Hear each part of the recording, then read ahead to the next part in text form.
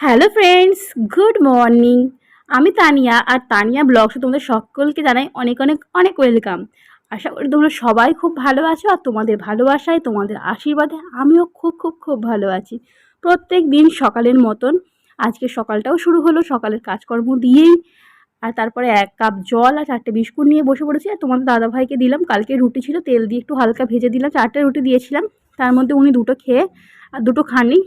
2টো খাননি বলে, আর মায়ের তো আজকে উপোস ছিল, মানে উপোস বলতে কি শুকনো খাবার খাবে আর কি, ভাত চোঙা পোড়া খাবে না। তো মাও খেতে পারবে না, ওই জন্য আমি খেয়ে নিলাম। আমারও টিফিনটা হয়ে গেল আজকে ওই মানে বাসি রুটি তেলে ভাজা, এটা কিন্তু পরোটার থেকে বেশি টেস্টি।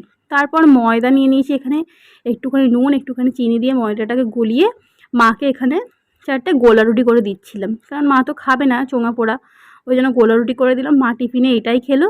আর তার সঙ্গে ছিল মিষ্টি আর আলুর তরকারি। ওটা দিয়ে দেওয়ার পরে জলের বোতল, গরমকালে এখন হু হু হু করে শেষ হয়ে যাচ্ছে, মানে যখনই বোতল ভরছে তখনই বোতল শেষ হয়ে যাচ্ছে। প্রচুর পরিমাণে জল খাওয়াটাও দরকার।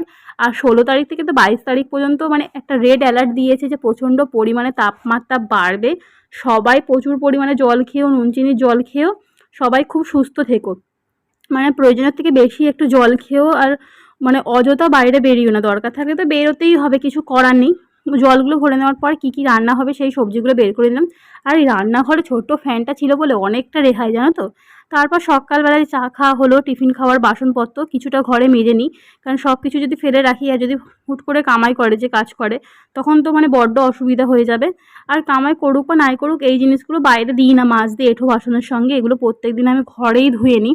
যেমন চা করা জিনিসপত্রগুলো যে যাতে করে চা খাওয়া হয়, মানে চায়ের বাসন, টুকটাক টিফিনের বাসন সবই ঘরে ধুয়ে নেওয়া হয়, সেইগুলোই এখন ধুয়ে নিচ্ছিলাম। আর রান্নাঘরে সত্যি কথা বলতে সকাল সকাল চেষ্টা করছি রান্নাটা কমপ্লিট করে নেওয়ার। আগে কী করতাম, আগের দিন রাত্রেবেলা আনাজটা কেটে রাখতাম, কিন্তু এখন করে আর সেটা সম্ভব হচ্ছে না। সকালেই আনাজ কেটে রান্না করতে একটু দেরিই হয়ে যাচ্ছে, কিন্তু না, এবার থেকে ভাবছি রাত্রেবেলা কষ্ট করে হলেও আনাজটা কেটে রাখবো, কারণ যা গরম পড়েছে অন্তত 11টা সাড়ে 11টার মধ্যে রান্নাটা কমপ্লিট করলে তবেই রেহাই, নালে আর এই গরম থেকে রেহাই পাবো না। বাসনগুলো ধুয়ে নেওয়ার পরে গ্যাসের ঘন্টা পরিষ্কার করে একদিকে ডিম সেদ্ধ আর একদিকে ভাত বসিয়ে দিয়েছি। আর এখানে সমস্ত আনাজপত্র কেটে ধুয়েও নিয়েছি। আজকে একটু পেঁয়াজি বানাবো, ডালের সঙ্গে আলু ভাজা দিয়ে পেঁয়াজি খেতে আমার কিন্তু দারুণ লাগে। সত্যি কথা বলতে ডাল, পেঁয়াজি, আলু ভাজা বা আলু সেদ্ধ এরকম খাবার হলে না আমার কোনো তরকারির প্রয়োজন হয় না। একটু অল্প করে পেঁয়াজি বানাচ্ছি, আর দেখতেই পাচ্ছ লাল লাল করে এগুলোকে ভেজে নেবো। আর একটা জিনিস চলো তোমাদেরকে দেখাই, আমাদের 2টো পাখি, একজনের নাম রাজা আর একজনের নাম রানী। ঠিক আছে, ছোটোটা হচ্ছে এই যেটা হচ্ছে তোমার বাঁ দিকে বসে রয়েছে সেটা ছোটো, আর যার গলায় একটু দাগ আছে সেটা হচ্ছে রাজা। ছোটো পাখিটা এত বদমাইশ এত বদমাইশ, আমি ওদের সামনে বসে একটু খাচ্ছিলাম আর সামান্য একটু রাজার গালে এখন দেবো, দেখো যেই না দেখেছে রাজার গালে দিয়েছি, ব্যাস ওর কিন্তু রাগ হয়ে গেল। দেখো ও এবার কী করে, দেখো আসার জন্য আমার কাছে ছটফট করছে, মানে ওকে এবার আমাকে দিতে হবে। ফার্স্টেতে রাজা সরল না, তারপরে ও কী করলো, ওই দিক দিয়ে আসার চেষ্টা করছিল, কিন্তু ওই দিক দিয়ে তো ও আসতে পারবে না, কিছুতেই পারবে না, রাজার গায়ে পা তুলে দিয়ে এদিকে চলে আসবে। মানে সেই সকাল থেকে যে ওর ডাকা শুরু হয়, সারা দিন ডেকেই চলে। আর খেতে দাও, খেতে দেওয়ার সঙ্গে সঙ্গে বাটি উল্টে ফেলে দেবে, ওর বদমাইশ একদম অনন্ত। মানে প্রচুর পরিমাণে চিৎকার, একদম হাড় বজ্জাতি পাখি যাকে বলা হয়, প্রচুর পরিমাণে জ্বালায়। কিন্তু এই পাখিটা আমাদের খুব শান্ত, ও একদম জ্বালায়ও না, কিচ্ছু না। দেখতে পাচ্ছ ওকে সরিয়ে এদিকে আসবেই, দেখো কিভাবে আসবে, দেখো দেখো ওকে সরিয়ে দিল, মানে বাধ্যতামূলক ও সরে গেল। তারপরে ওকে এখন দিতে হবে, দুজনকেই ওরা একটু একটু খাবে।